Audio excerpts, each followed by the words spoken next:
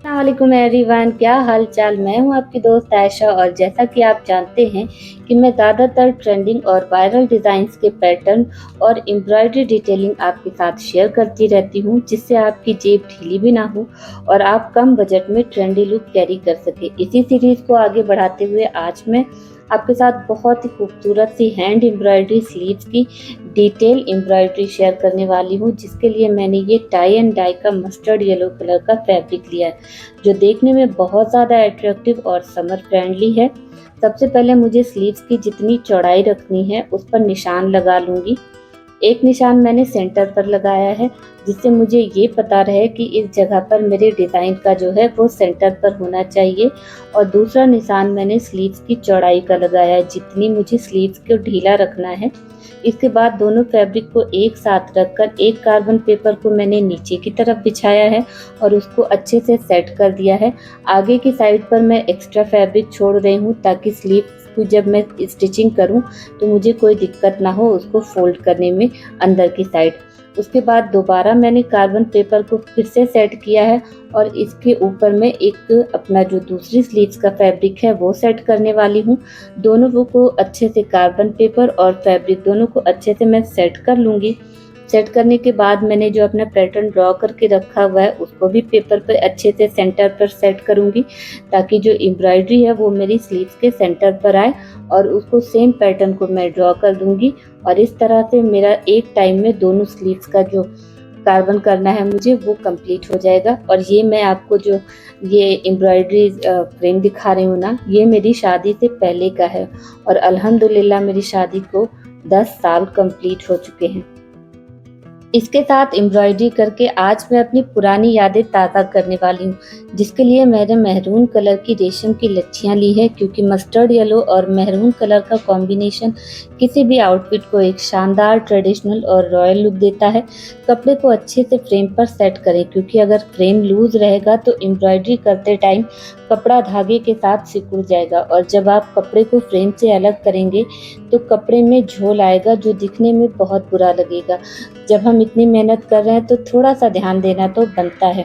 मैंने थोड़ा बड़े साइज़ की निडल ली है, आप भी बड़े साइज़ की ही निडल लीजिएगा, क्योंकि छोटे साइज़ की निडल के साथ आपको धागा लपेट कर बाहर निकालने में थोड़ी सी दिक्कत होगी। तो सबसे पहले मैंने धागे को सुई में डाल लिया, नॉट लगाई और नीचे से एक पॉइंट को लेकर मैंने उस पर से निडल निकाल कर बाहर निकाल लिया। उसके बाद वापस से जो दूसरा पॉइंट दिख रहा था वहाँ पर मैंने सुई को डाला है और पहले वाले पॉइंट के जस्ट बगल से उसको ऊपर की तरफ आधा निकाला है और आधा नीचे की साइड ही रहने दिया। इसके बाद मैंने उस पर 12 बार धागे को लपेटा है और जिस इस तरह से मैंने धागे को पकड़ रखा था ना, आप भी धागे को इसी तरह से पकड़ कर रखिएगा, वरना धागा उलझने का डर रहता है। अगर आप छोटे साइज़ की लीफ बना रहे हैं, जो कि स्टार्टिंग में छोटी ही बनेगी, तो कम से कम 10 से 12 बार लपेटिए सुई के ऊपर धागे को और धीरे-धीरे जब फ्लावर का साइज़ बढ़ता रहेगा तो आप 15 से 17 बार भी कर सकते हैं। अगर आपने लूप छोटा लिया है और आपने धागे को ज़्यादा लंबा लपेट दिया, जैसे 15 से 17 बार, तो जब आप धागे को अंदर की तरफ इंसर्ट करके उसको लगाएँगे ना, तो वो बहुत उभरा हुआ सा लगेगा, जो देखने में बिल्कुल भी अच्छा नहीं लगेगा। तो आपको इतनी छोटी-छोटी बातों का ध्यान रखना है, जिससे आप जो फ्लावर बना रहे हैं बिल्कुल नीट, क्लियर और फिनिशिंग के साथ तैयार होगा। बस थोड़ा-सा ध्यान रखना है आपको कि आपको टाँके बहुत टाइट नहीं लेने हैं, जो आप धागा सुई के ऊपर लपेट रहे हैं बहुत लूज़ नहीं लेना है। अगर आप धागा ज़्यादा टाइट लपेटेंगे तो आपको निकालने में बहुत दिक्कत करेगी, लेकिन अगर आप धागा बहुत लूज़ लपेटेंगे ना, तो वो बहुत फूला-फूला सा आएगा, बिल्कुल भी फिनिशिंग नहीं नज़र आएगी। और यही प्रोसेस आपको बार-बार करता रहना है जब तक कि वो पूरा सर्किल कंप्लीट ना हो जाए। बहुत ईज़ी है, मैं जिस तरह से आपको बता रही हूँ, जिस तरह से आपको दिखा रही हूँ, आप ध्यान से देखेंगे बहुत ईज़िली बना लेंगे। तो मैंने थोड़ा-थोड़ा करके ना, देखिए ये बातों-बातों में मेरा फ्लावर लगभग कंप्लीट होने को है और ये लास्ट स्टिच है। इसके बाद अगर 1-2 टाँके और लगेंगे तो, वरना मेरा पूरा फ्लावर बनकर कंप्लीट हो गया है। और फ्लावर कंप्लीट करने के बाद मैं आपको दिखाती हूँ कि इसमें फिनिशिंग कितनी आई है और प्यारा कितना लग रहा है। मैं आपको पास से दिखाऊँगी। देखिए कितना खूबसूरत बनकर तैयार हुआ है, बिल्कुल नीट एंड क्लीन। और यकीन मानिए मैंने कम से कम 10 साल के बाद इस तरह की एम्ब्रॉयडरी की है। जरदोज़ी की एम्ब्रॉयडरी तो मैं करती रहती हूँ, लेकिन ये कम से कम 10 साल के बाद बनाया मैंने और बिल्कुल फिनिशिंग के साथ तैयार हुआ है। सारे फ्लावर मैंने बना लिए हैं।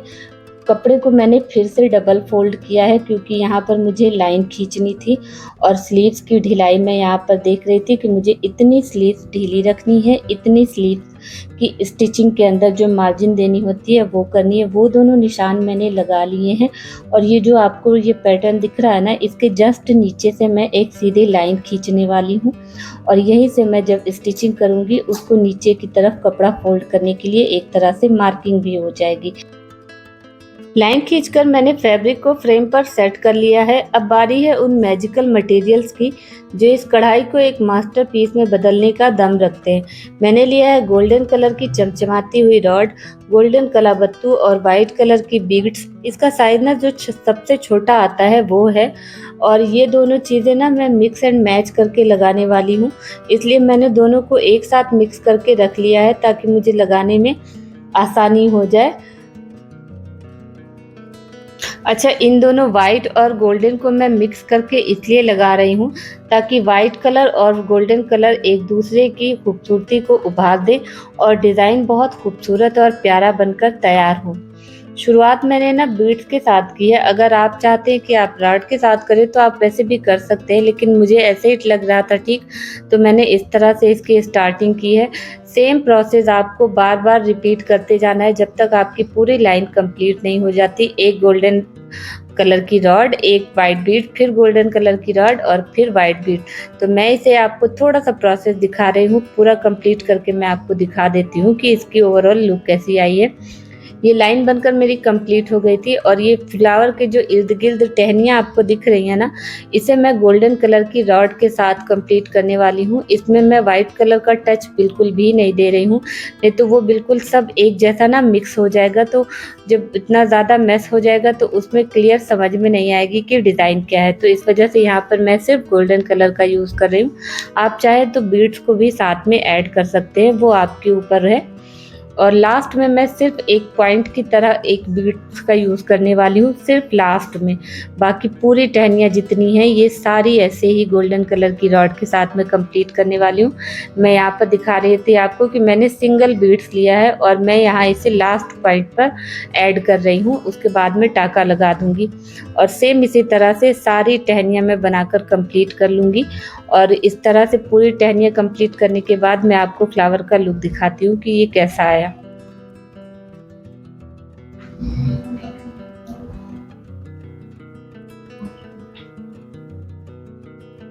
यहाँ पर मेरी सारी जितनी टहनियाँ इसमें बनी हुई थी फ्लावर बंच में वो सारी कंप्लीट हो चुकी हैं।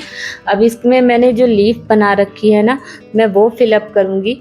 तो उसके लिए मैंने ये सिंपल वाली जो ज़री आती है जिसको मेरे यहाँ कोरा भी कहते हैं, और ये दोहरा वाला जो आता है थोड़ा सा मोटा वाला इस रहता है, वो दोनों तरह का मैंने लिया है। सिंपल वाला जो प्लेन वाला मैंने लिया है उसको मैं अंदर पत्ती की फिल अप करने वाली हूँ और उसके ऊपर से जो मैंने थोड़ा सा मोटा वाला दिखाया था उसको ऊपर लगाने वाली हूँ ताकि पत्तियाँ ना बहुत उभरी उभरी आए और डिज़ाइन बहुत खुलकर पता चले।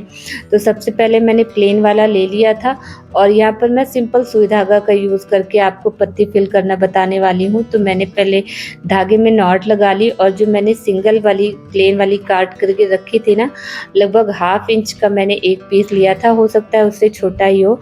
तो आप अपनी पत्ती के अकॉर्डिंग उसको नाप कर देख लीजिएगा, जितना साइज़ लगेगा आप उतना कट कर लीजिएगा और दोनों सिरों से उसको सिल लीजिएगा। सिलने के बाद उसको बीच में से थोड़ा सा तिरछा करके और साइड में टाका लगा दीजिएगा। इससे ना उसका जो है शेप पत्ती का वो प्रॉपर बन जाएगा। उसके बाद मैंने दूसरी साइड भी सेम प्रोसेस को रिपीट किया है और फिर से टाका सेंटर में लगा दिया है। इस तरह ना पूरा बर्फ़ी का शेप बनकर तैयार हो जाएगा।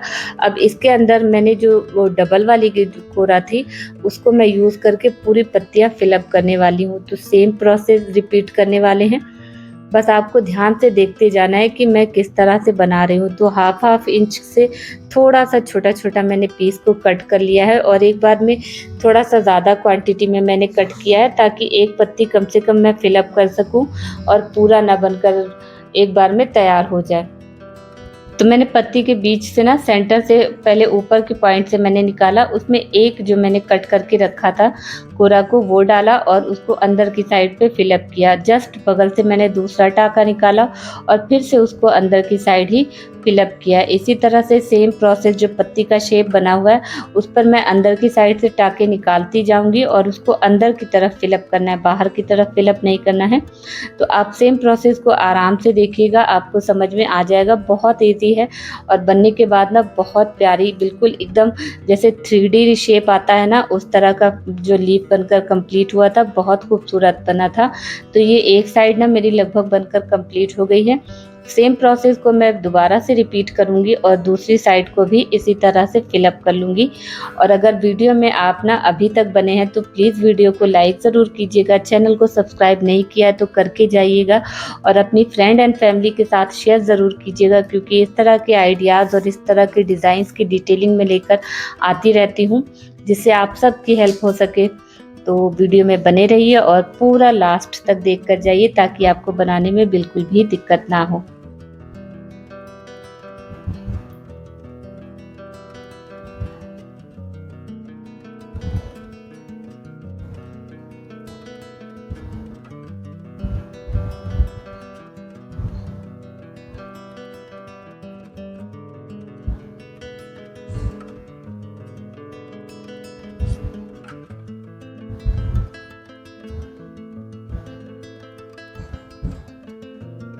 तो यहाँ पर मेरी पत्ती बनकर कंप्लीट हो चुकी है। कोरे से मैंने इसको फिलअप कर दिया। अब बस इसके अंदर आउटलाइनिंग करनी है। तो मैंने कलाबत्तू वापस से ले लिया था और सिंपल चेन स्टिच जैसे बनाई जाती है ना, सिंपल चेन स्टिच को मैंने पत्ती के चारों तरफ जो उसका पत्ती का शेप बना हुआ था उसी के ऊपर बस स्टिच करते जाना है। और मैं यहाँ पर डबल लेयर चला रही हूँ ताकि थोड़ी सी उभरी हुई पता चले। और मैं थोड़ा सा पास से आपको दिखा रही हूँ कि देखिए पत्ती का शेप और पत्ती की डिज़ाइन बिल्कुल फिनिशिंग के साथ तैयार हुई है।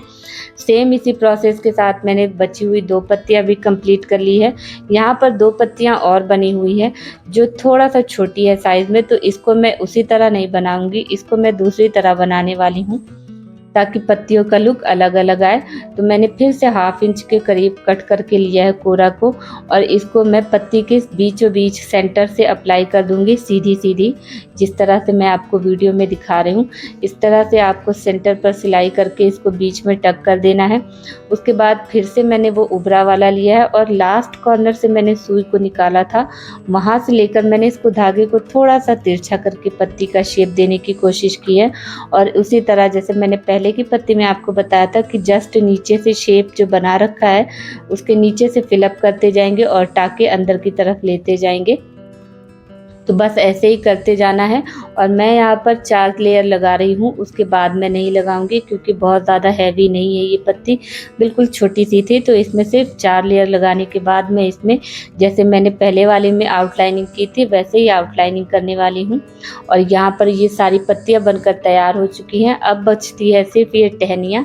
तो इन टहनियों में मैं रॉड और बीड्स का, जैसे मैंने नीचे की लाइन में मिक्सअप करके लगाया ना, तो वैसे एक रॉड लूँगी, उसके ऊपर मैं बीड्स लूँगी और उनको पत्तियों के शेप में थोड़ा थोड़ा सा तिरछा करके धागे को आप देख लीजिएगा, जहाँ पर उसकी शेप आपको ठीक लग रही है बस आपको वहीं पर टगिंग करके टाका लगा देना है।